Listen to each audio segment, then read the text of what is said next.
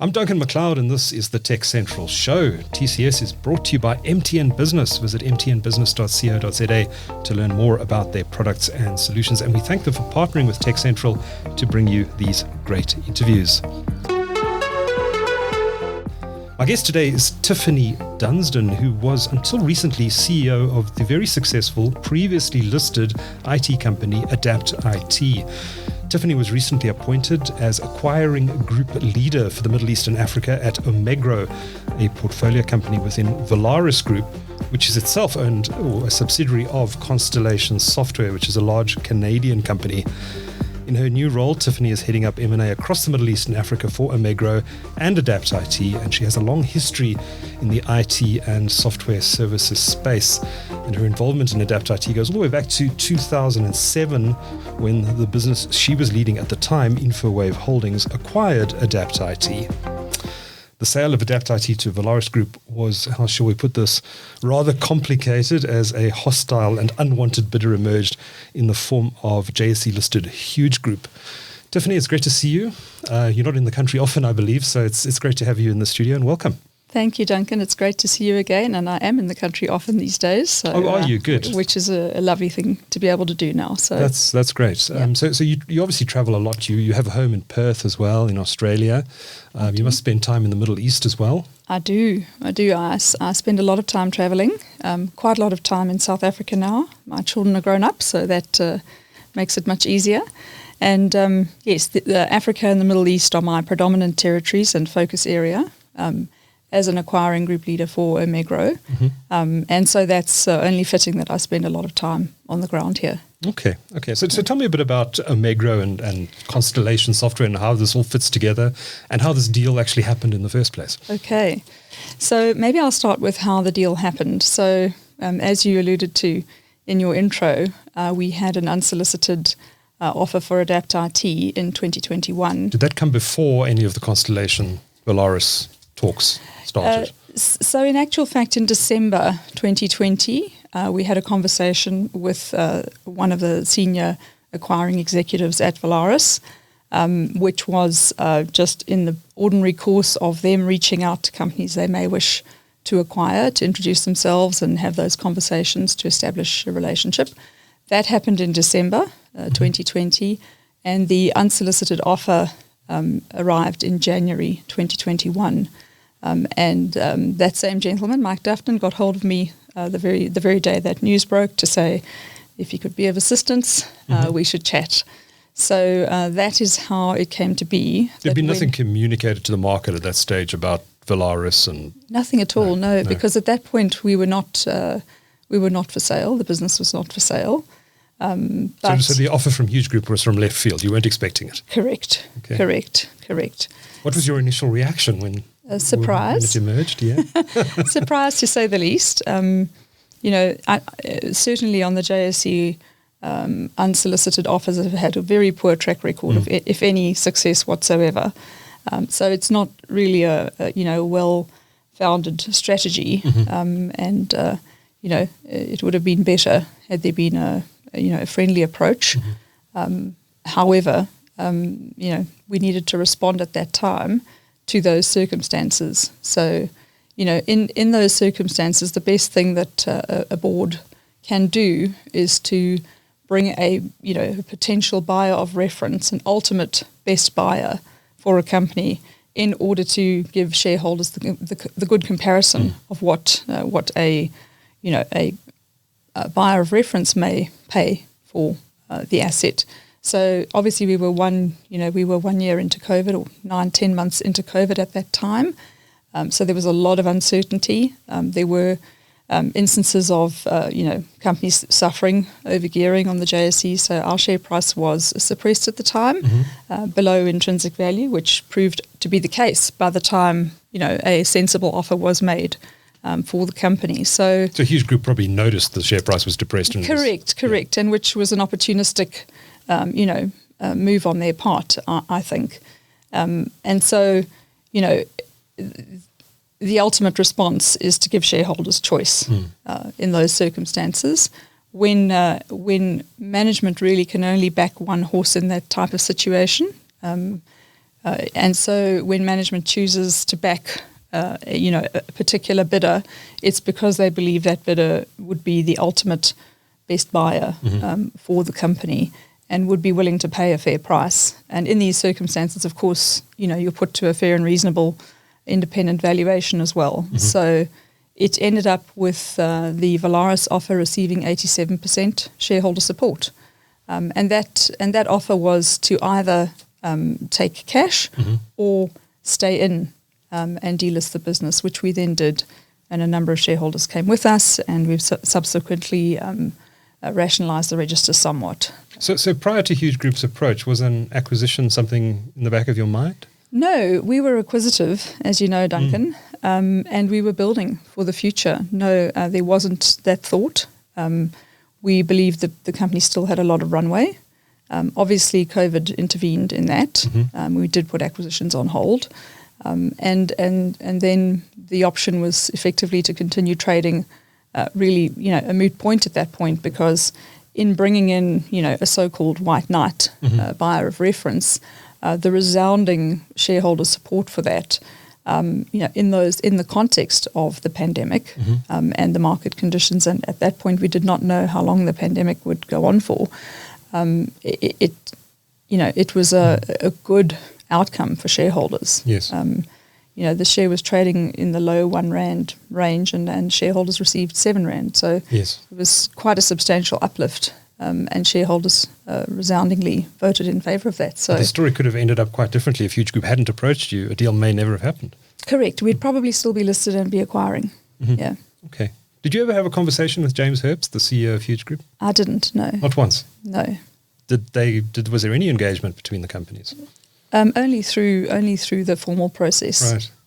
Okay. But you clearly were not keen on the Huge Group deal. You didn't think there was synergies. Well, I didn't. The Huge Group, was smaller than us, and it was a share-for-share deal. They ended up with 1.9% of our shares, and they sold them a month later. So I think they saw an asset that was going to be accretive to them, but clearly our shareholders didn't see the reciprocal being accretive to them. So,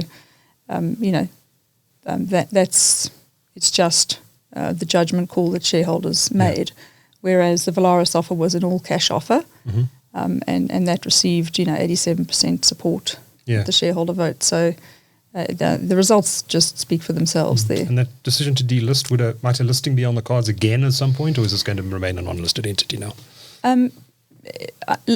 Unlikely. However, there is that potential within the Constellation Group. If the group grows significantly and there is a strategic acquisition, which may not be funded with cash, for example, then spin-outs are possible. You can see that in an example, the Lumen Group, which was spun out of Constellation. That would be a very down-the-road strategic move that is possible, but it's not on the cards any time in the immediate future. Okay. If you don't mind, Tiffany, maybe just give us an overview of Constellation Software and how this all fits together and where Adapt IT fits into the bigger picture. Okay. So Constellation is an acquirer over the last 30 years. They're a Canadian company. Canadian, listed on the Toronto Stock Exchange.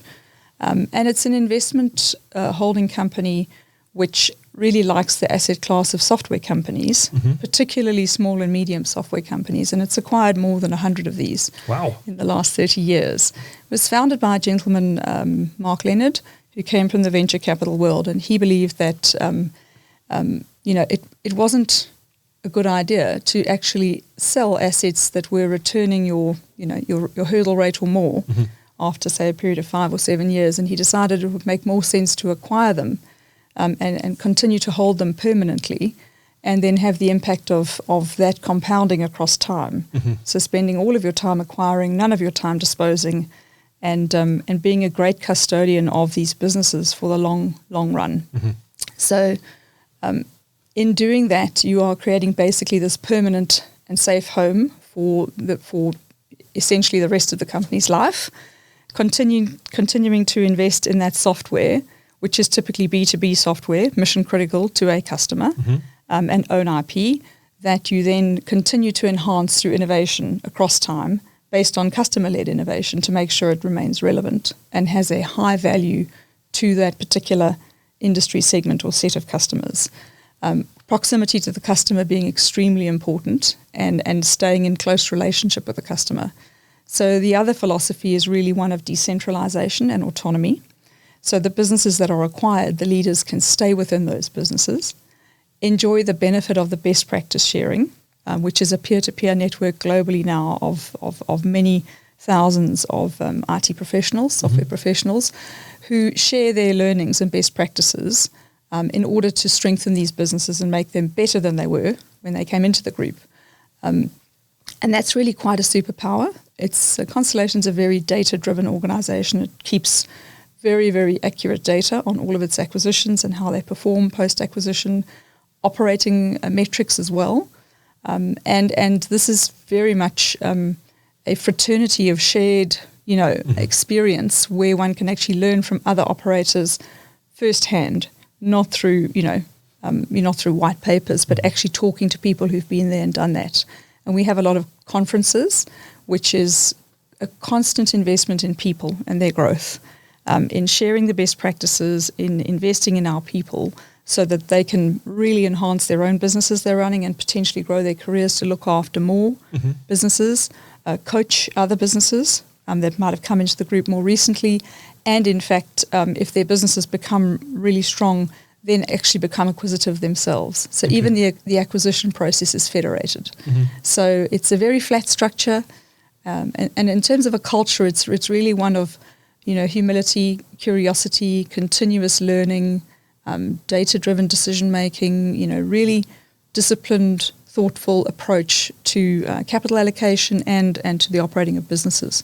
Constellation obviously now owns a lot of software companies. I'm sure some of those companies also compete with each other. How do you manage that situation? Yes, and that's because of the scale, that's allowed, and it would be anti-competitive not to allow that. So that is completely the case. It's a federated operating model, and different businesses belonging to Constellation can compete in the open market freely, and they do. Okay. Yeah. So what is Volaris Group and what is Omegro? How does that fit into the picture? It is difficult with all of these brands, but that's because we keep the original brands of the companies we buy, which is really important because that's where the affinity and loyalty with the customer base lies, right? And also with the staff. So Constellation is the parent company. It's listed on the TSX. It has 6 independent operating groups under it. Volaris is one of those and was the first one. And that operating group has multiple portfolios and subsidiary companies within it. And this is a function of the compounding, growth through the deployment of capital every year. So because it's federated, there's 6 operating groups, and within the operating groups there's multiple different brands. For example, Omegro is our portfolio. There's Lumen, there's Modaxo, which is a transit group. There's Vencora, which is an insurance and financial services group. So there's multiple brands or portfolios under Volaris, basically due to scale. And the reason for that is because we want to operate as small accountable teams responsible for a subset of what Constellation does, and to have those peer-to-peer relationships which are very direct and first-hand. So everything is broken down into component parts which are very human touch, and where we deal directly with customers and one another and prospective companies that may wish to join the group. So we've got a very much devolved operating structure with a high degree of autonomy and accountability at the lowest level. And that's really the philosophy of, if you buy great businesses with good leaders and entrepreneurs who've built things, why would you not want them to continue running things as well as they have, with the benefit of the best practice sharing and then the further investment in talent. So it's really, that's really a superpower. It's very different to how other software companies do. I mean, if you look at Oracle or Microsoft or SAP, or one of those companies, they're quite acquisitive and they buy enterprise software assets, but those get merged in and subsumed into the mothership, if you will. That's right. And I would say that's probably one of the fundamentally best things I've learned about being part of this group is that federation and autonomous lowest level of accountability and ownership is really quite a superpower. We see the level of ownership, the level of dedication, the level of service to customers actually increases as a result of that. And it also frees up our leaders, because we have strong internal succession planning now. It frees up leaders to go and do new things, become acquisitive, lead other businesses, coach other businesses, for example. As has happened with you. It creates that opportunity. So, entrusting and empowering great people is just a great idea. What is your background, Tiffany? Have you always been in the software space?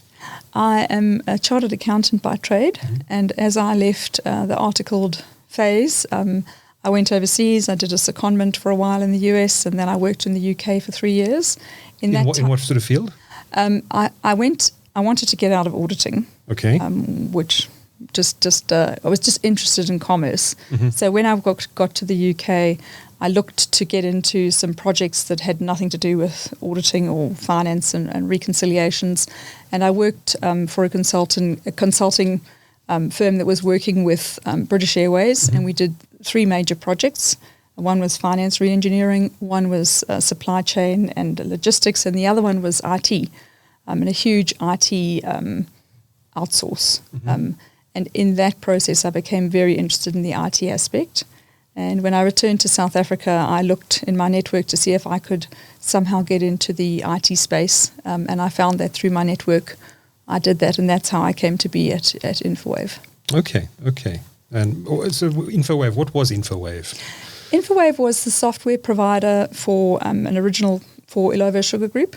Yes. In 1996, they were outsourcing non-core functions, and that is how the business was formed. Came out of Illovo, but like Kajima came out of ISCOR. Correct. Okay. Yes. Well, I think at the time a lot of the metrics were, efficiency metrics per headcount, and so headcount that wasn't in the front line of business, that was support functions, etc.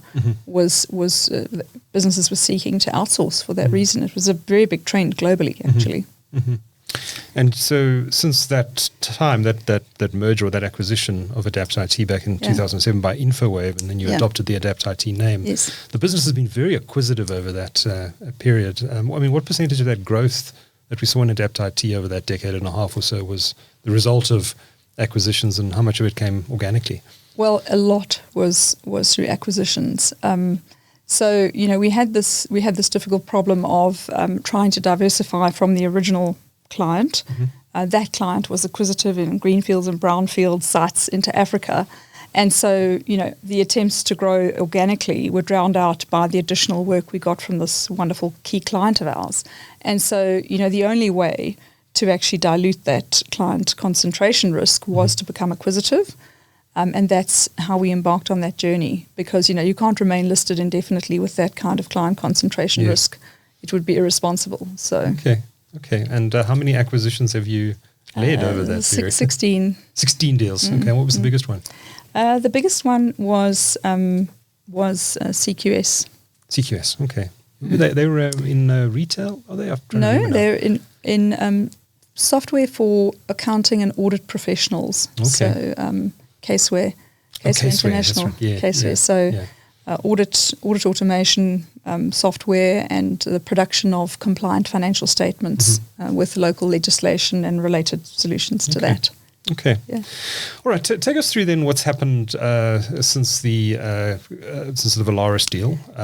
Yes. You've obviously moved into a new role. There's a new CEO at Adapt IT. Yes. Just take us maybe through the thinking behind that and why you've moved into this new role. Okay. So really, I think understanding Constellation is a serial acquirer. One of our mandates is to reinvest all of our after-tax net income every year in acquisitions within the group. And in order to, put the requisite time and attention and focus on that, typically these roles are split between operating leaders and acquiring leaders. Now, I was the acquiring leader at Adapt IT for many years. That's my first passion, my love. And therefore, as we came through the integration and transformation process of delisting and joining the Volaris Group, we had to go through that process in the first instance, which took some time. We were a fairly large acquisition at the time relative to the standard size. And so that was the first phase. And as we've worked through that and adopted these best practices, so Adapt IT has strengthened tremendously. in terms of its operating results and become, much, shall we say, much more in line with global best practice benchmarks, which is now, what we benchmark ourselves against, and this is the data-driven environment. And so that actually has freed me up.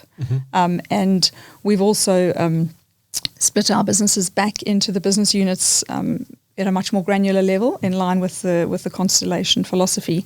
So the business is in a strong position. I have had a COO. I could readily appoint Tony Vicente into the CEO role, and really it's just capacitating for that future growth and aligning with the business model, which is to have basically the business, serving customers and really, optimize the business, focus on customers, and then with the retained earnings, reinvest those in terms of further acquisitions. So you're on the hunt all the time for deals. Yes, and I think we do this ourselves because to tell our story and explain ourselves to potential companies where our value proposition might resonate, we need to do this ourselves. It's not like you can take a corporate finance professional and have them accurately represent what it would mean to join our group. So we do that ourselves, and acquisitions are federated. The M&A activity is federated within Constellation, so that we come to market, in person and meet with companies that might consider joining our group. We explain what our value proposition is, that we buy and hold and grow forever those businesses. This value proposition is extremely compelling to founders who have put their life's work into their business, building it for 20, 25, sometimes 30 years. And they really are interested in life after the deal. What happens to their company? What happens to their people? What happens to their customer? What happens to their IP, their products? And that's what's so compelling about our businesses. They can sell into our group and they can stay, do what they love, run their business to the next level. And in fact, if they want to even grow their career beyond their own business, they can become acquisitive. There are roles all over the world which they can grow into. So it's, the alternative is often just a financial transaction, and often leaders or founders, don't get to stay the next round necessarily. And so it's a very different value proposition. And for us to explain that, we need to talk about what it means to be part of us, how the peer network operates, what is the investment in people, what is the best practice sharing, how does it feel to be on the inside, what's my own testimony, what's it been like for me. And so that's really very personal. And we want to have these conversations. You don't rush into anything. No, because also we don't want to build the relationship in the hopes that there's an imminent opportunity to invest in that company. We actually want to get to know the company, we want a company to get to know us, and we really are building that relationship so that if and when those founders or shareholders of that company decide it might be the time to divest of their shareholding, they already know us, and we come to mind immediately, and they might invite us directly to explore that process with them. And that's when we find, it's the best approach is when we've got to know them across time and we have a genuine relationship with them. So we're very patient.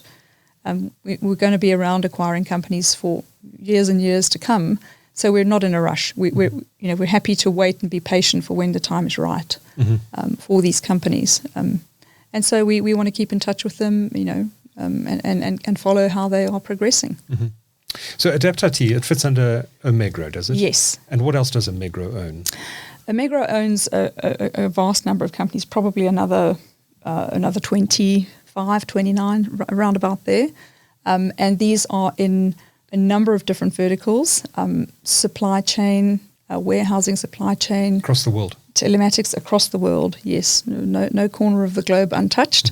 ERP, all sorts of different verticals, shipping, marine, a lot of different verticals. So we are a multi-vertical portfolio. There are some which are single verticals and specialized, but we are global and multi-vertical. And as we go to market here now, we would look at all verticals of basically own IP software companies or highly differentiated if it's third-party IP wrapped with own IP.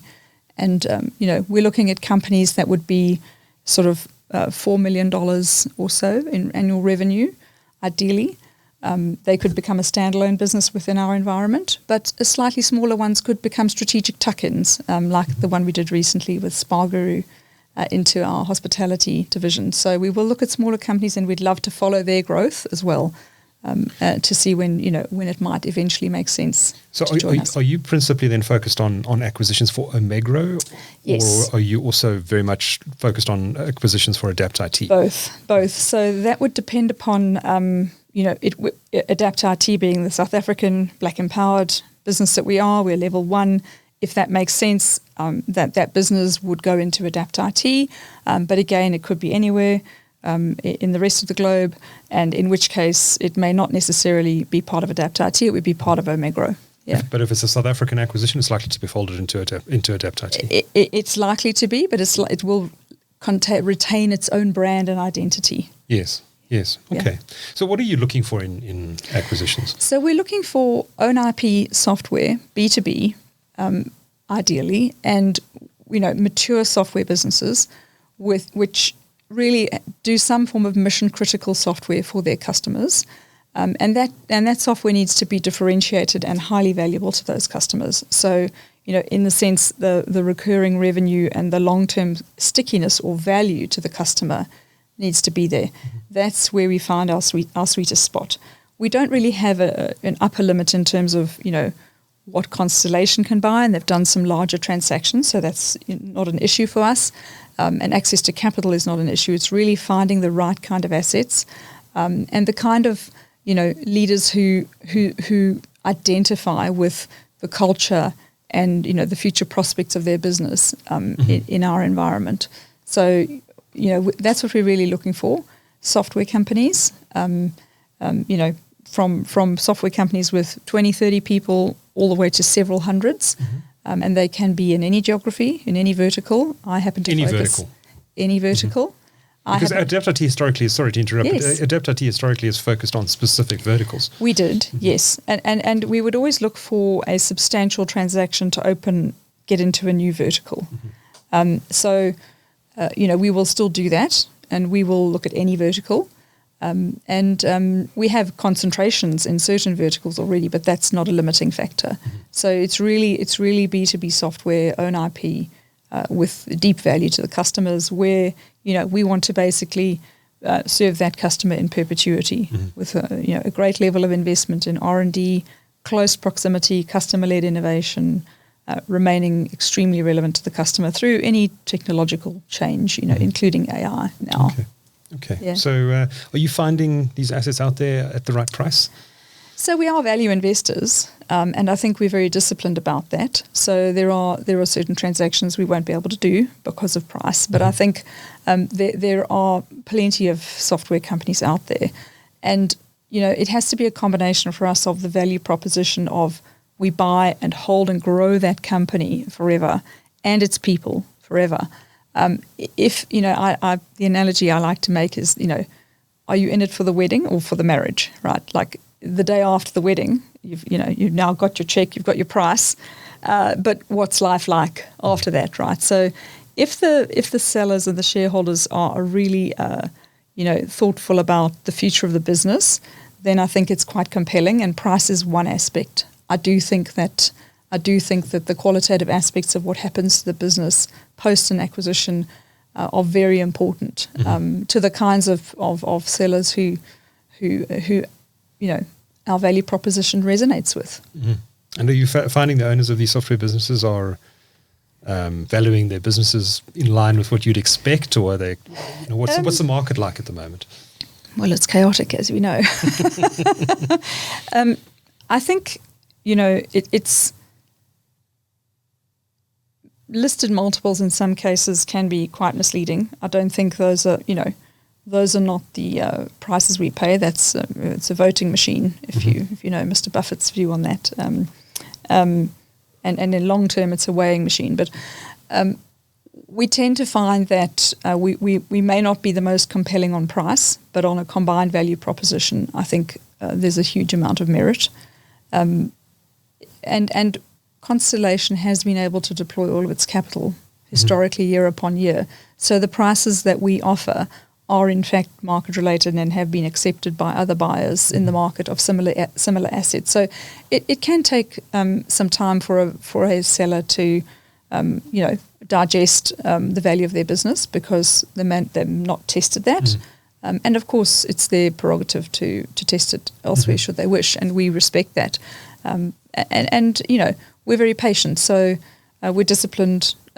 We tend not to go into horse trading around pricing. There may be some flexibility on structuring, with regards, for example, to earn-out versus upfront structuring, etc. But essentially, we're value investors, and that's where we are disciplined. And if a seller is not,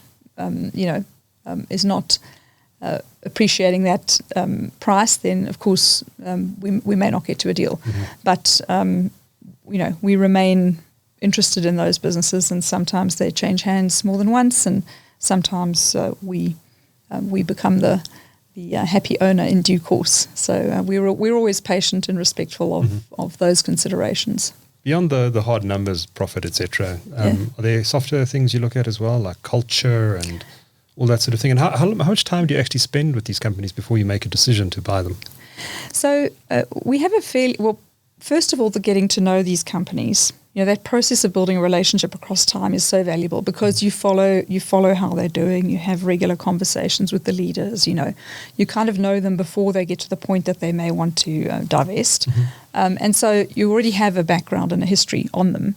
And then, we have a very efficient process of, once we're under NDA, of course, we would analyse the business on a limited set of information to very quickly get to a position of whether a non-binding indicative offer, to see whether we can get into the ballpark on price and structure. If so, then we go to a formal part of the process, LOI, and the rest, the confirmatory diligence would follow. So it's not onerous, but we are detailed when it comes down to eventually closing that transaction. We're very disciplined and detailed, and we do want to understand what we're buying. And people is a very important consideration. We want management who are really committed to their business. Do you lock them in? We don't. Because we think being a willing volunteer is better. And we want to make sure that the environment is really empowering and enthusing. And people come to work every day because they love to do so. They love learning. They love learning from their peers. The culture is very, it's a culture of curiosity, continuous learning, humility, a peer-to-peer kind of relationship, and so it's a really great working environment. And we think that we don't want we don't want to handcuff people in a way that's false. If they don't want to be there, there's plenty of good succession planning, etc. And so we end up with a willing volunteer mindset, and that's much more powerful. And obviously fair remuneration, a good incentive program where we're all staked. Ultimately, senior leaders are all staked in Constellation equity. Okay. Yeah. Fascinating. So, we know the South African economy has been in a bit of a funk, to put it mildly, for the last 10 or 15 years. And there's stronger economic growth elsewhere on the continent. What is your Africa strategy beyond South Africa? So we look at, we're not limited in terms of, we'd look at anything that has that kind of a software business in it.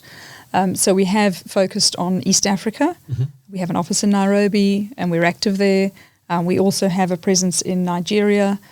We have been visiting and engaging in Egypt, as well as in Morocco.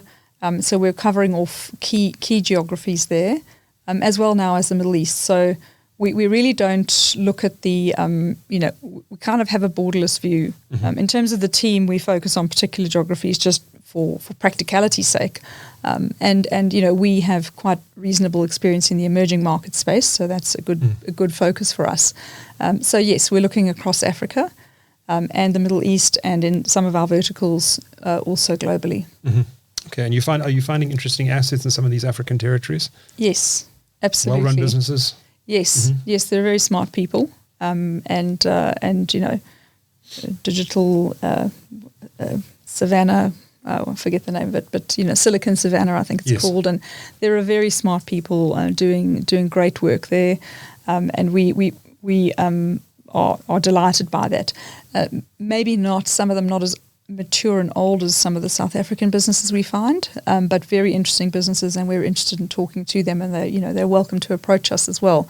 We continue to find new companies undiscovered, which have been around for a decade, or two, and that's wonderful. And we would love to connect with those companies and talk to them, and we welcome any approach from them. Okay. Would you consider it a listed entity as well?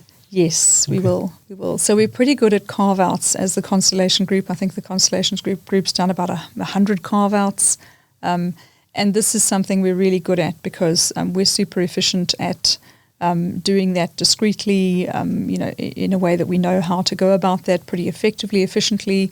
And if something is non-core, to a big corporate or a listed, it's a very efficient way to deal with that.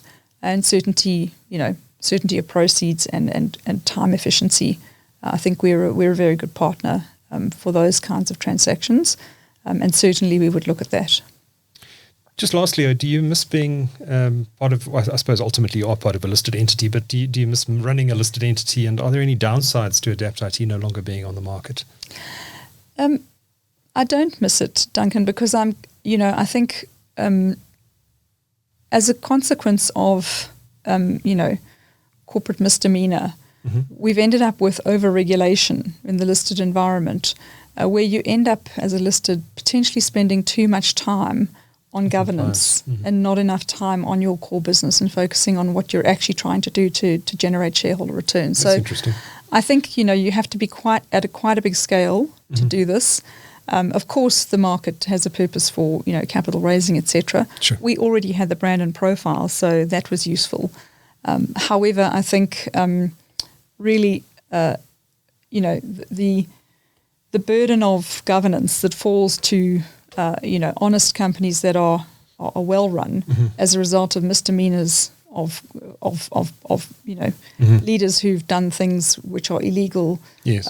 Instead of dealing with the misdemeanor, you're now applying regulation to all of the compliant companies, and that's a big burden. It's a big distraction from your core business. I